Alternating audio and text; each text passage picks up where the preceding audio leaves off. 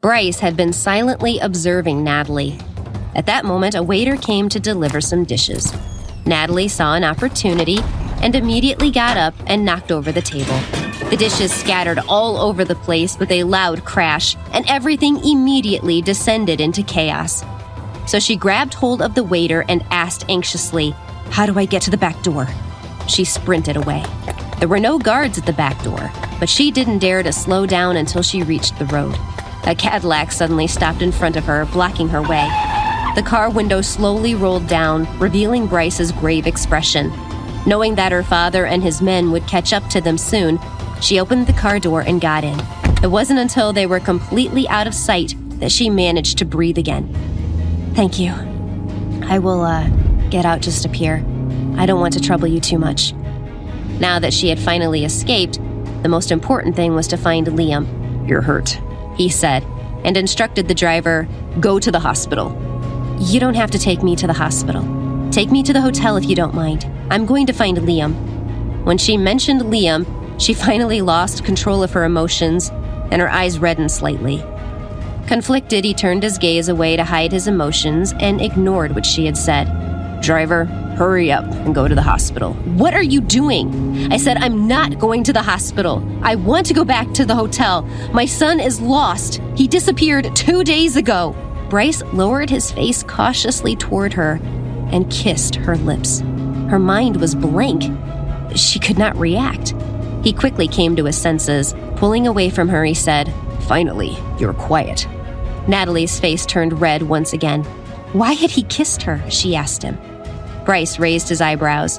He still didn't show any emotion as he said indifferently, "It was just a way to shut you up. You're too loud. It was annoying."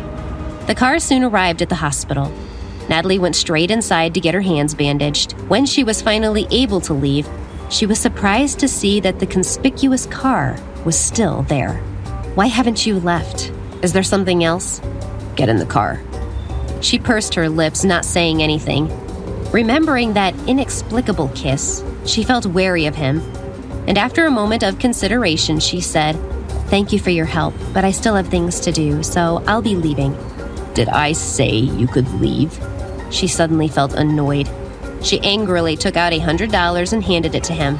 "I know what you want, but I'm really in a hurry. Can I just pay you the fare?" "I was going to take you to your son, but it seems like you don't want to go. So let's forget it." "Driver." He didn't even look at her as he drove away. She chased after the car and shouted, "Hey, wait! What do you mean? Tell me!" In the car, Bryce looked in the rearview mirror and saw how pitiful she looked chasing after them.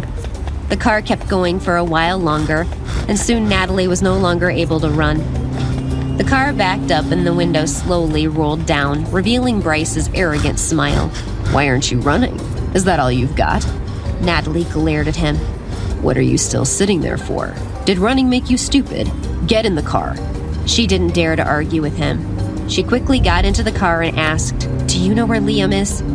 He nodded and replied with a faint, "Mm-hmm." "Where is he? Tell me, quickly. I've been dying of worry for the past few days."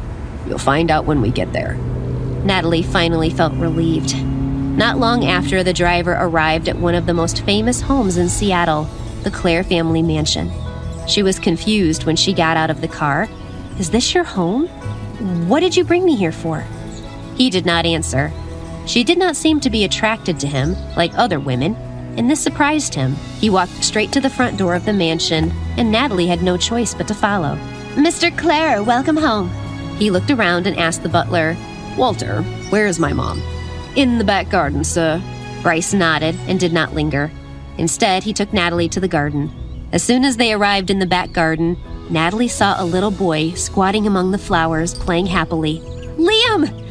When he saw her, he dropped the flower in his hand and ran into her arms. "Mommy, I missed you," he cried, pushing himself into Natalie's embrace to comfort her. "I knew Daddy would save you." "How have you been? Are you hurt?" "I'm not hurt. Grandma has been looking after me. Don't worry, Mommy." "Grandma?" She was puzzled. Only then did she see a woman wearing an expensive-looking dress sitting in a nearby summer house. She was sipping tea and watching them. Natalie was surprised. She was confused, but she still had to be polite. Pulling Liam up, she walked toward the lady. "Are you Bryce's mother? I hope it hasn't been too much trouble to take care of Liam." "No, I find him cute. It's not a problem." "Thank you for taking care of him." Her face eased a bit as she said, "It's nothing. I like him a lot. I heard that something happened to you. It's good that you came back." She picked Liam up and prepared to leave. "Thank you again. I'll take him now." Liam blinked, looked at his mother, and then looked at his grandma. Michelle looked at the boy and suddenly felt reluctant. "Are you really in such a hurry to leave? Do you have a place to stay?" "I came here because I had some things to deal with. Now that I've found Liam, I plan to go back to England tomorrow." With that, she looked at the distant sky and, lost in thought, muttered, "I won't come back again."